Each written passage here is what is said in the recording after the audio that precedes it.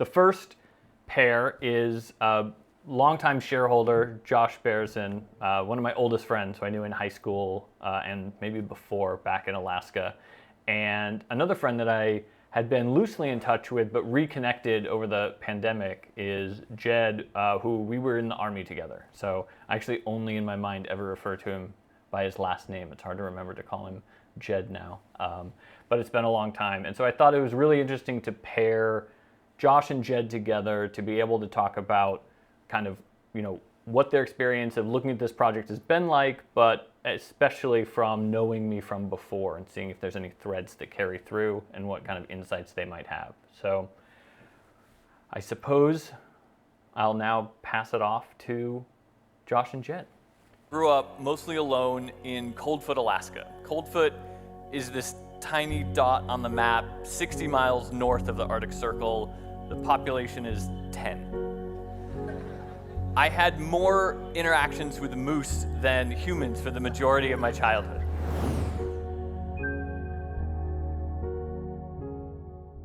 We couldn't hear anything that Mike said, so I don't even know if they know who's who. But I'm Josh Bearson. I'm the one who grew up in Alaska with Mike. And I'm Jedd Todd. I was in the Army with him. I did not know any moose growing up. So that's all I heard from what he said, is that he knew more moose than people. And I'm hoping I'm one of the people. It's really good to meet you for the first time, Jedd. I heard a lot about you. You came up in so many of Mike's stories when he got out of the Army, and he was full of stories. So it's a real pleasure. There was a lot of stories at that time. So it was... that was kind of an interesting time, I guess, to be in the Army. It was, after Desert Storm, before they had decided that Desert Storm was really over, so they were still giving out National Defense medals for going into the military, and it was before 9/11. So it's that brief, interwar period when there really wasn't, a whole lot going on, not a whole lot of dangers, but it was also when Don't Ask, Don't Tell had just been explicitly made policy. And then it was during the Clinton impeachment era. And the Army being what it is, it was a very, there was a lot of resentment around folks who were felt to be more on the side of Clinton and those who supported him, and maybe Don't Ask, Don't Tell, versus the older, more entrenched big Army mentality.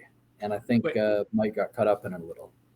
Oh, that's interesting. Was that just raw, partisan politics, or was it more the idea that, outsiders are telling, the Army this, this immense hierarchical structure, what to do? I think it was a little of both. So there was certainly some of the partisan politics, but we were both like E4s, not important. Actually, I think he was like an E3 when he first came in. But so we were below the level of the partisan politics. What we were at the level of is we were the generation of kids who were coming in when we thought Don't Ask, Don't Tell was reasonable policy. Mm-hmm. And so we were the kind of the representation of these outsiders who were taking over, the Army. And that created a lot of concerns, animosity, raised a lot of tensions. Wait, so you actually took heat as representatives of the young, changers, reformers. Yeah. Even though you were nobody in the Army. Right. Well, that's interesting. Yeah, because you had so back before Don't Ask, Don't Tell, there was, of course, gay people who were in the Army, and of course everybody was essentially doing Don't Ask, Don't Tell. They just weren't talking about it, but you could, in theory, be kicked out. Well, suddenly it became, when it became actual policy that you weren't supposed to talk about it, there was suddenly this allergic reaction.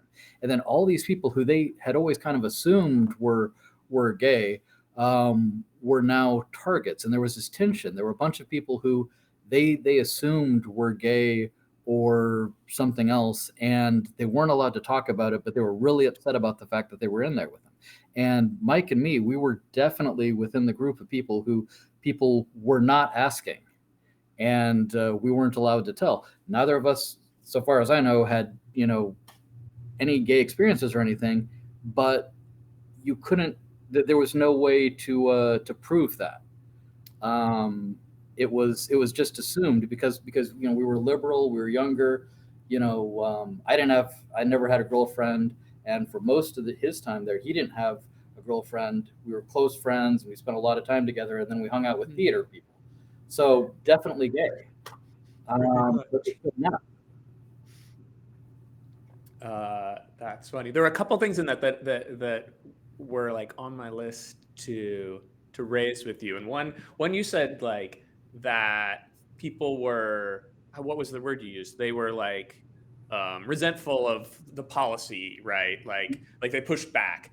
I feel like, as far as I could tell, Mike's approach to being in the Army was, resenting every policy and every like authority figure. Like, I guess I thought of Mike before, and I think of Mike after, as like someone whose relationship to authority is mostly like indifferent. Like, I don't think he gives it any mind, really, but I think Right. it converts to like hostility if somebody's abusing their authority, or if they like don't seem to deserve their authority. But like the Army is entirely authoritarian. It's fully hierarchical. Like, I can't think of another institution where they like use the word like obey. You must obey orders of your superior officers. It's like so intense. But like, I don't know. I wanted to get your reaction, or hear like how you saw him interact with authority and hierarchy and rules. So I would say, so the Army is not a totally monolithic institution. There are different branches, or there are different parts of the Army who have their own mentality. Like the people who do paperwork, personnel, S1 shops, they have their own personality.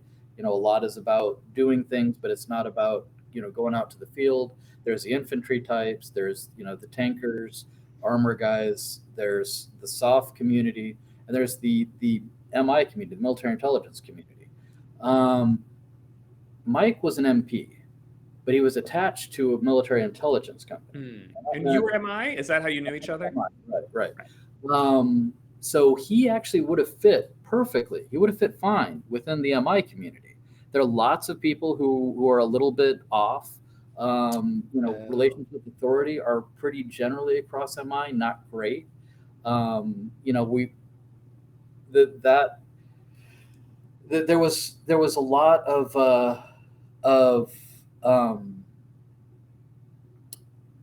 of how he acted was, and a lot of what I think what bothered some of his command was that he seemed to fit in too well with the MI guys. And the MPs and the other headquarters people who were normal big Army. They did not have this military intelligence relationship to authority and rules and the like. They couldn't attack us. We had our protection from the MI. What had to be done in the skiff, the real world mission that had to be done. But the MPs, they could attack him, and so he bore the brunt of a lot of animosity that others had for the larger community.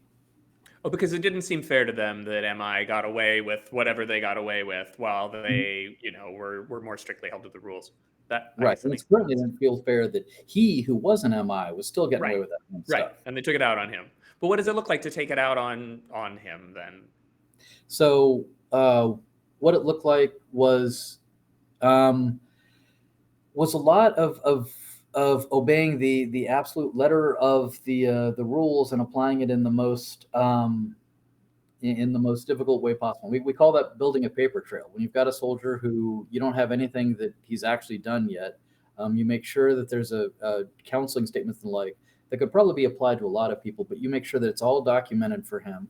That way, you can demonstrate that he's a bad actor because he's got this layer. He's got this file of paperwork that shows all the horrible things he did. May not be any different than what would happen to other people, but there's documentation for him where there's not for other folks. And eventually, one of the things he did is he failed a PT test. So the first sergeant um, who was one of those people who was abusing authority, made sure that when he had to retake his PT test, it was uh, to the day, to the minute, the absolute minimum time possible, so they could ensure as closely as possible that he would not pass his next PT test. They took So, that opportunity and they used it to get him kicked out. so people And taking their like frustrations out on Mike were like the lowest level people that had people under them. Is that like that's the well, impression I'm getting from what you're saying? the first sergeant was pretty high up, Okay. but there were other people.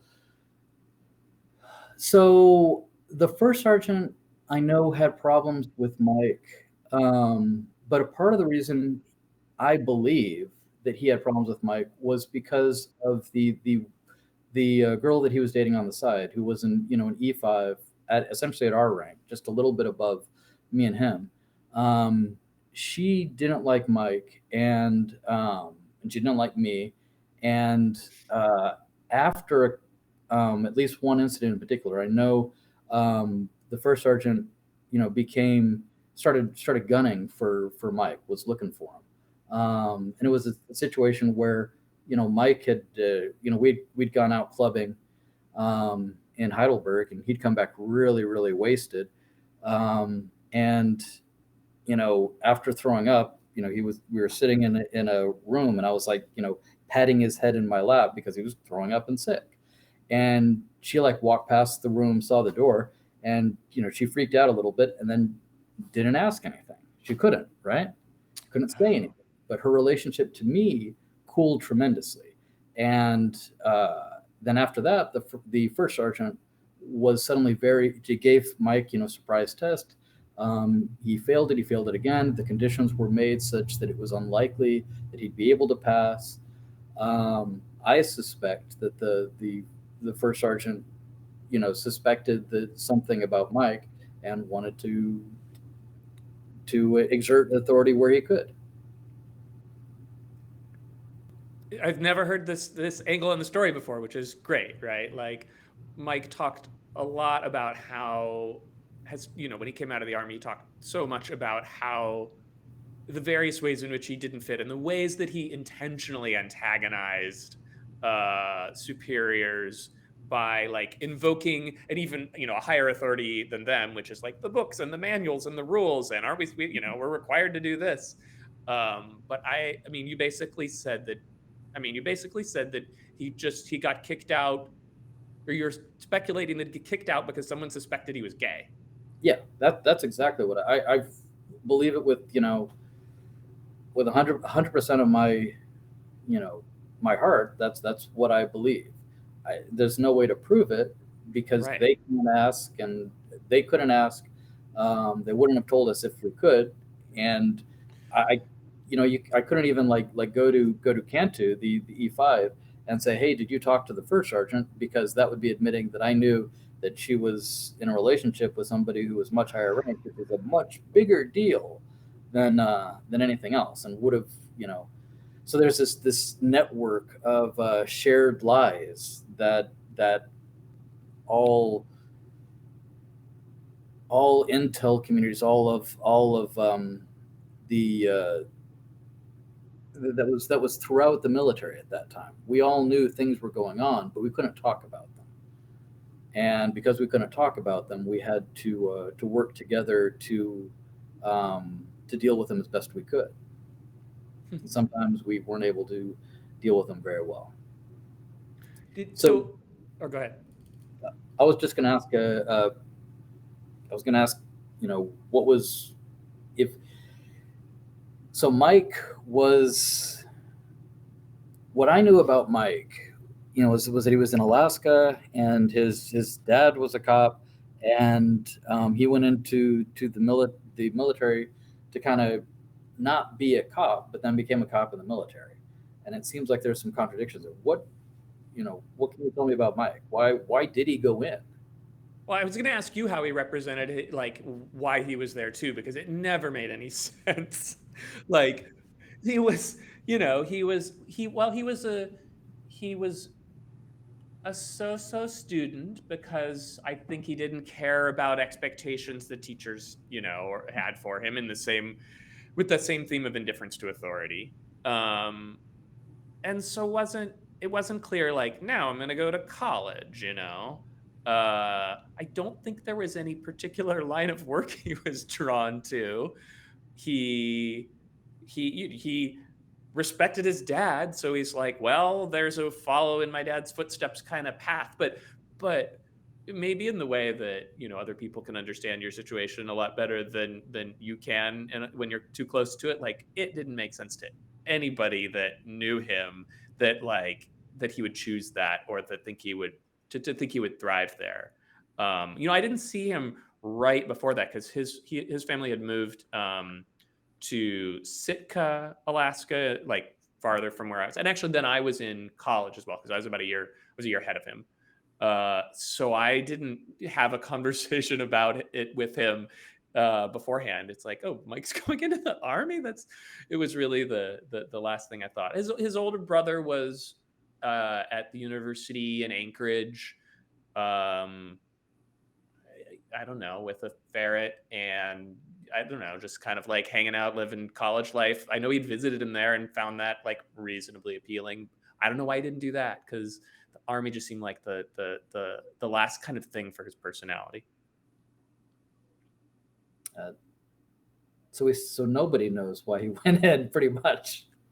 I don't think we ever knew through the time he was there. I mean, he was instantly, I think they want this, but he was instantly pretty miserable in basic training. Um, but I think that's probably the desired outcome for the army. But yeah, it's a good sign. If you're having too much fun there, then something's wrong. You're not at the right place in that case. Fair enough. And then I think he was in Alabama for a while before he was, if I recall correctly, before he was in Germany. And like he seemed to enjoy a bunch of things about Germany. He seemed to find his people there too, you know, finding you. And I don't remember the names of the other folks, but I always thought I was always really surprised he could find people that he vibed with. But like your story of how the MI, the military intelligence folks were different and had more leeway and were probably like recruited or made it in there for different personality characteristics that they had, like that rings true to me. That makes sense. Yeah, I think if he hadn't been an MP, he would have definitely had a much easier time, and he might have stayed for longer. It might have appealed to him more. Maybe the army's loss is his gain. Maybe he gained his freedom that way. But yeah, the kind of group of guys that we hung out together, it was Ian, who was an older British civilian who was married to a woman who was in the army band. And he then worked for SAP, right? I was like, how did he? I couldn't remember how Mike knew that guy Ian, who was not a military guy at all. Right, but he was married to a soldier at the time. So, and then we had the other MI guy who he was a all source analyst, and he was a he was a theater guy. He was an MI because he had happened to be smart and good at some analysis and testing, but really what he was good at was the theater and acting, and that's not necessarily as I understand it, that was he did one term, then he got out, and I think he's now directing small indie films Nice. on the West Coast. But it was very much he wouldn't have fit into the big army either, but because he was an MI, he was protected, and he did fit in with us there. It's funny because what I hear is like Mike recreating like the aspects of his crew that he had in Alaska, which was like smart, irreverent, theatery, people who wanted to do whatever random projects on the side. Like that's what he had then. That's what he had in the Army, and it's kind of like what he has through KmikeyM in a lot of ways. Like, it's still a collection of people who are at least drawn to like doing. I mean, I think of the KmikeyM project as irreverent in a lot of ways, right? I hadn't drawn that through line previously. Yeah, I think you're exactly right. There is probably a he has a tendency to draw a certain community about him, and wherever he goes, he's going to find that community. It's just a matter of how difficult it is to find his people, his tribe, and wherever he is.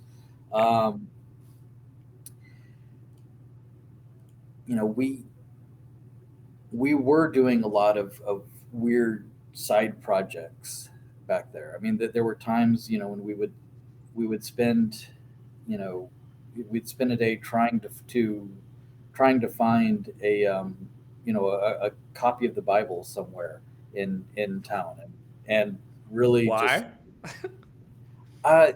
I cannot tell. It was something to do with wanting to read the Ten Commandments and their in sequence, and that should not on an army base be a real problem. But for some reason we were unable. It took us like a day and a half to finally get one, and then we had to translate it because it was in German. I can't believe for the life of me that there was not a single English language Bible on this base. That doesn't make any sense to me. But for whatever reason, we did have to do that. Yeah. I wouldn't have expected that either. But that, like, You didn't see him as a devout. Sorry? You didn't see him as particularly devout and. Oh no! A, like, Oh, I would expect the Bible to be easy to find on army base. B, Mike's interest in the Bible didn't seem especially high in that time in his life. But hey, I was also recalling. I mean, isn't it like the only book that you're allowed to have in basic training, right? So I was, someone ought to be floating around, I would think. yeah, Holy Scripture. You can actually carry some other kind of Holy Scripture if you happen to have it, but they won't tell you that before. So the intention is to be, yeah. So I was told to kind of press on the issue of CSOF and encyclopedias, and I have no idea what either of those are. So, Why don't I talk about? We'll make the transition to talking about from the good book to the first volume of the Funk and Wagnall's Encyclopedia, A through American Elk. This is, basically one of the irreverent projects, I suppose, to come back to that. When Mike and a few other friends were in a grocery store. They were selling the first volume of the encyclopedia for 9 cents. And so we bought a stack of them because there seems like there's got to be something you can do with those.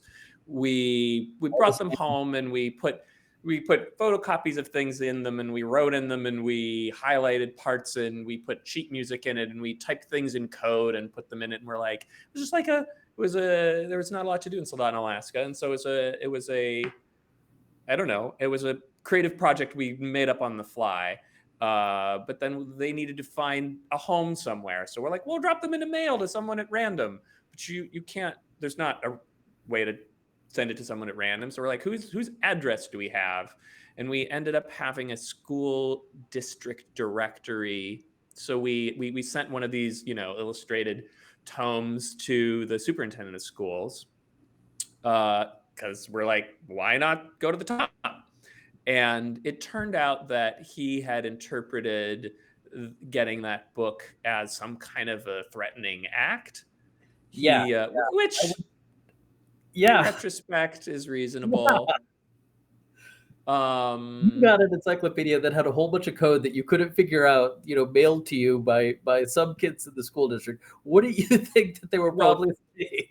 Mailed anonymously. He didn't know who it came from. Probably, more intimidating in that respect. I guess he had been actually like threatened, and he had some religious fundamentalists he was crosswise with.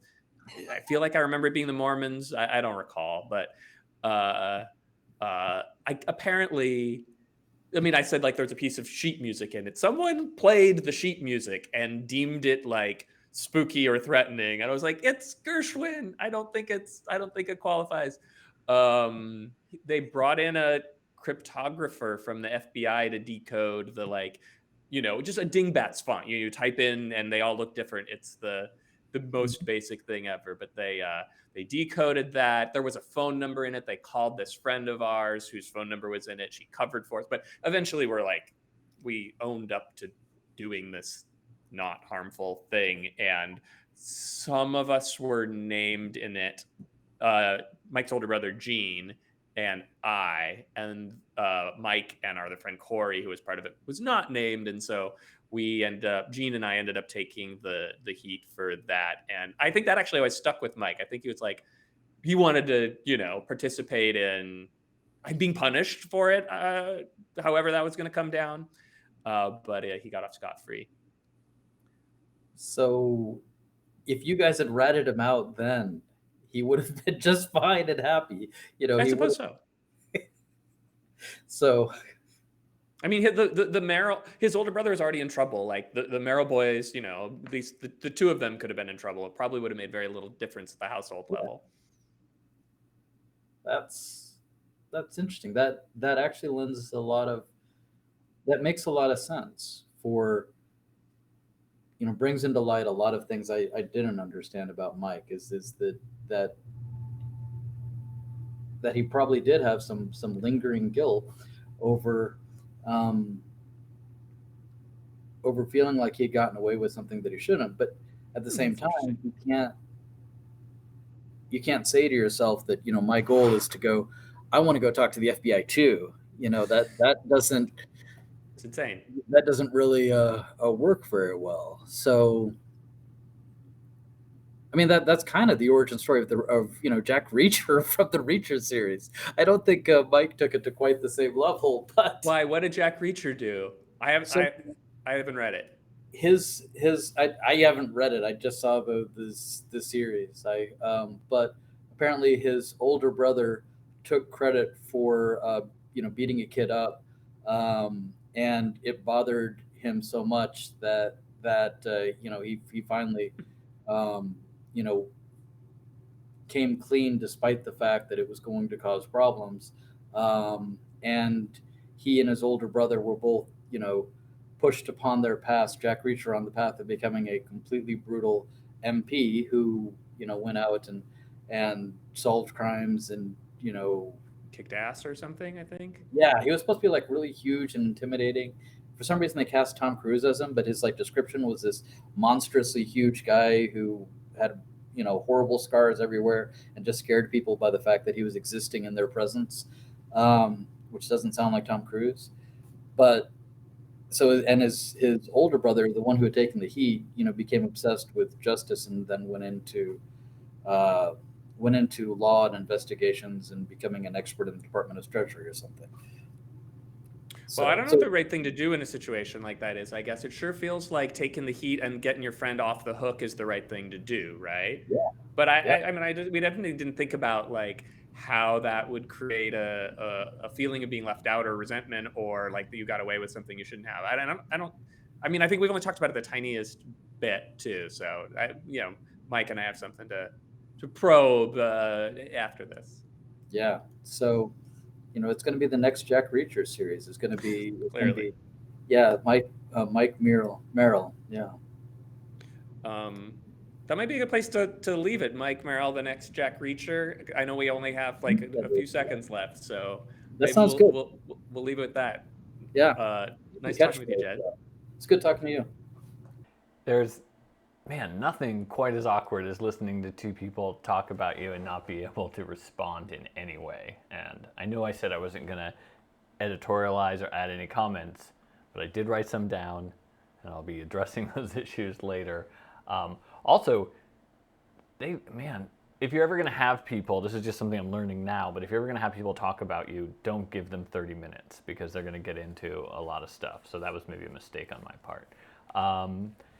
Okay, coming up next.